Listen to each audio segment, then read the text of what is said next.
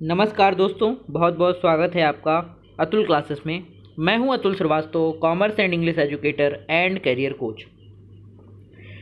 आज class 11th की English का पोएम नंबर 2 हम लोग डिस्कस करेंगे। द स्कॉलर, रॉबर्ट साउदे इसके पोएट हैं। तो poem number 2 point of view से एग्जामिनेशन पॉइंट ऑफ व्यू से बहुत इंपॉर्टेंट पोएम है। तो चैनल को सब्सक्राइब कर लीजिए और बेल आइकन को प्रेस कर दीजिए ताकि आपको नोटिफिकेशन मिलता रहे। तो हम लोग डिस्कस करते हैं पोएम नंबर 2, द स्कॉलर। देखिए, स्कॉलर का मतलब होता है विद्वान।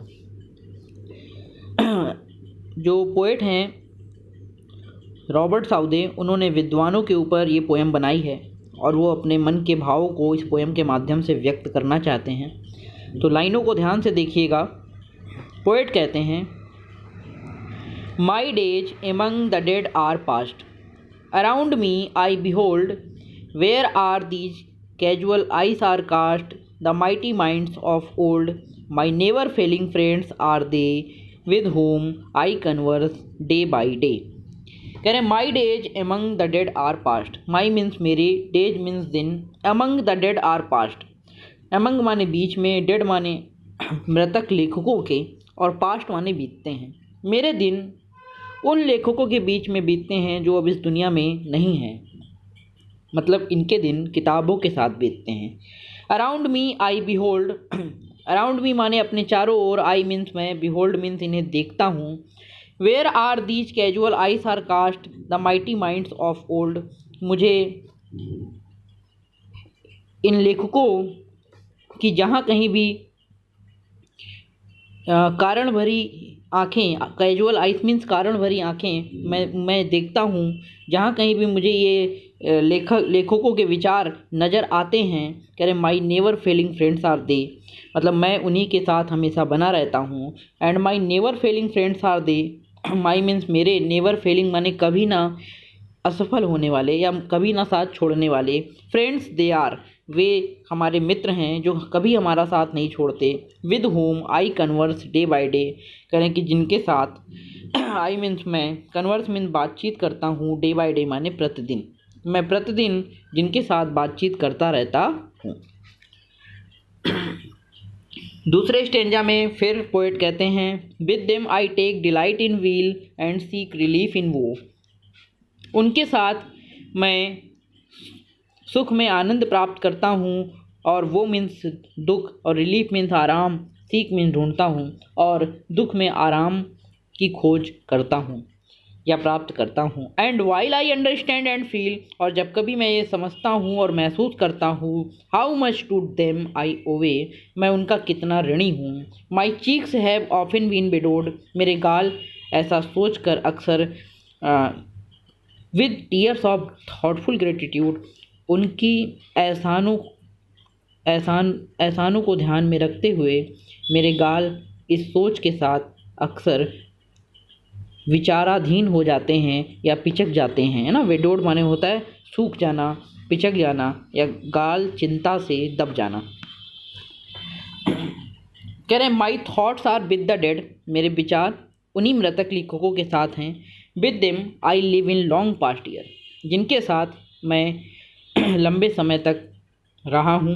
कह रहे देयर वर्च्यूज लव, उनकी गुणों से मैं प्रेम करता हूँ। देयर फॉल्ट कंडेम्ड, उनकी गलतियों की निंदा करता हूँ। Partake their hopes and fear, उनके आशाओं और भय में भाग लेता हूँ। And from their lessons seek and find, और उनके पाठों से सबक सीखता हूँ। Instruction with an humble mind, कुछ नई चीज़ों को विनम्रता से सीखने की कोशिश करता हूँ। फिर कहते हैं poet, my hopes are with the dead, मेरी आशाएं इन्हीं मृतक लेखकों के साथ हैं। ये स्टेंजा बहुत इंपॉर्टेंट है आपके लिए। My hopes are with the dead, anon my place with them will be, anon माने शीघ्र ही, माई प्लेस माने मेरा स्थान, विद देम माने उनके साथ, विल बी माने होगा, शीघ्र ही मेरा स्थान भी उन्हीं के साथ होगा। कह रहे and I with them shall travel on, और मैं उनके साथ यात्रा करूँगा।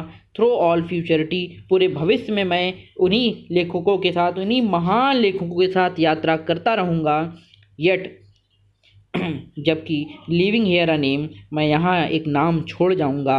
आई ट्रस्ट, मुझे विश्वास है। That will not perish in the dust, मुझे विश्वास है कि जो नाम मैं यहाँ छोड़ जाऊँगा, that will not perish in the dust, वो इस मिट्टी में मेरा नाम नहीं मिलेगा। पेरिश माने नष्ट नहीं होगा।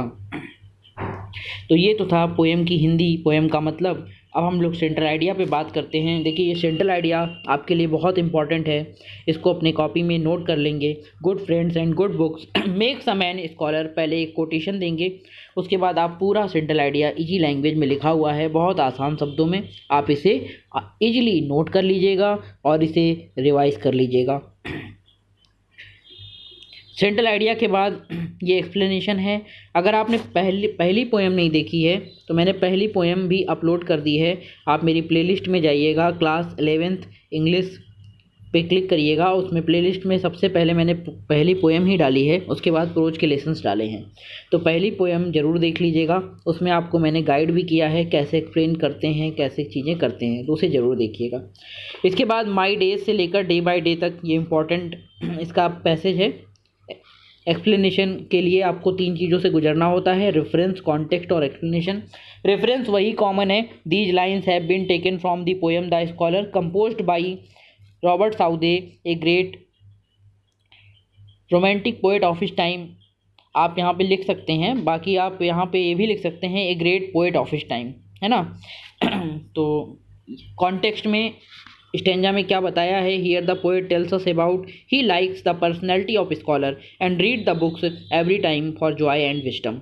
तो ये पोएट ने बताया है। और एक्सप्लेनेशन में देखिए, इजी लैंग्वेज में जो स्टेंजा की बात लिखी है वो एक्सप्लेनेशन में अपने शब्दों में यहाँ पर लिख दी जाती है। अगर आपका ट्रांसलेशन स्ट्रांग है तो आप एक्सप्लेनेशन को अपने शब्दों में लिख लीजिएगा, और अगर आपका ट्रांसलेशन नहीं स्ट्रांग है तो बिल्कुल घबराने की ज़रूरत नहीं है। मैं आपको एक ट्रिक बता रहा हूँ, आपको जो सेंट्रल आइडिया आपने याद किया है वही आप एक्सप्लेनेशन में लिख देना, इतना लिखकर, जैसे द पोएट सेज दैट, उसके बाद आप सेंट्रल आइडिया भी लिख सकते हैं। सेंट्रल आइडिया की वो लाइनें लिख सकते हैं जो स्टेंजा से डायरेक्टली कनेक्टेड हैं, जो स्टेंजा आपके पेपर में एक्सप्लेनेशन के लिए पूछा गया है। ओके,